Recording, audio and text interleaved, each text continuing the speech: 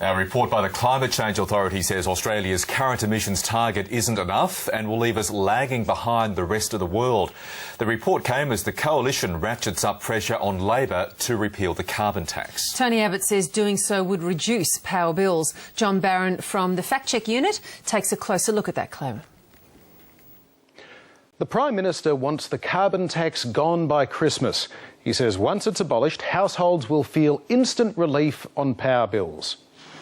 When this bill is passed, the government estimates that power prices will go down by 9%, gas prices will go down by 7%, and that means that the average power bill will be $200 a year lower and the average gas bill will be $70 a year lower.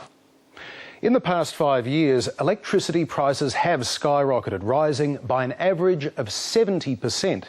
The Productivity Commission says the spiralling cost of network upgrades, the poles and wires that carry electricity to our homes, is the main reason for the blowout.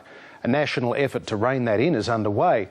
The carbon tax began in July 2012 and in its first year it contributed, on average, a one-off 9% increase to electricity bills.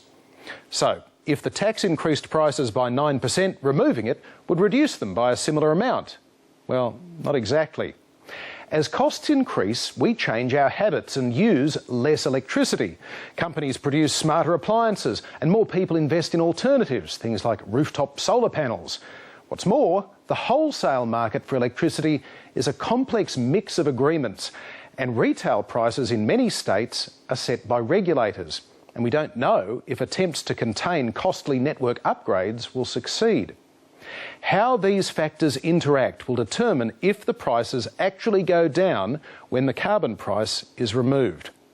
As for gas, prices are expected to rise significantly in coming years as cheap supply contracts end and demand grows overseas as well as in Australia.